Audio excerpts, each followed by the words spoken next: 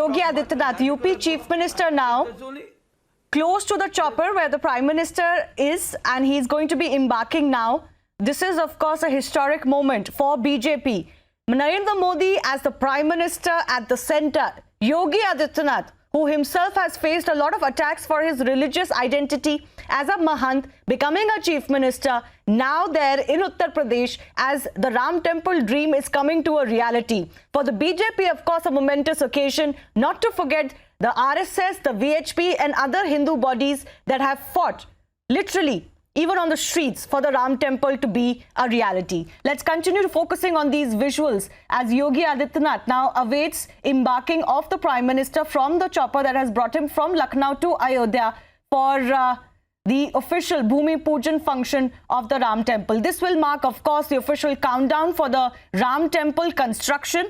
The trust estimates anywhere between 3.5 years to maybe a little bit more that the Ram Temple construction will finish in, and then of course will be an even bigger celebration, a greater momentous occasion when the Ram Temple becomes a reality. So that's the Prime Minister Narendra Modi there wearing a saffron gamcha, and as many have pointed out, wearing the traditional Indian attire of dhoti kurta.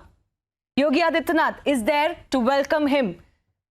Who could have imagined this moment even till 6 years ago? How Indian politics has changed. Narendra Modi at the center in his second term as the Prime Minister. Yogi Adityanath there as the UP Chief Minister. It really is destiny for Narendra Modi as well. For a very long time associated with the likes of LK Advani and their Ram Janmabhoomi politics, the charioteer of the Rath Yatra of LK Advani. And now as the Prime Minister making his way for the official foundation stone laying ceremony of the Ram Temple. I think everyone in the country, even across the world, will be waiting with bated breath to listen into what Narendra Modi's thoughts are.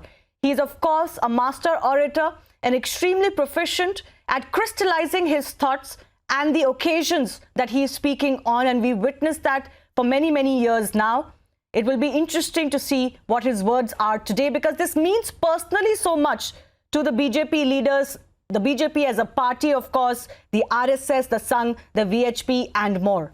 It has been a long struggle for them, and really, while a lot of people may be newly converted Ram Bhakts today, it is these bodies and political outfits that really own this day, because it is because of their toil and hard work that this has become a reality.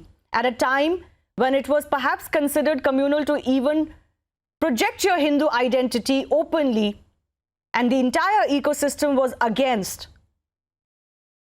this movement especially, and the politics of the BJP, they have stuck through their beliefs. They have kept the Ram Temple as one of their poll promises, in fact. Eventually, of course, it had to be settled by the Supreme Court, and that perhaps was the best way forward so that it is accepted by everyone and no one is left behind. There is, of course, a formula that was devised by the Supreme Court to ensure that nobody feels left out.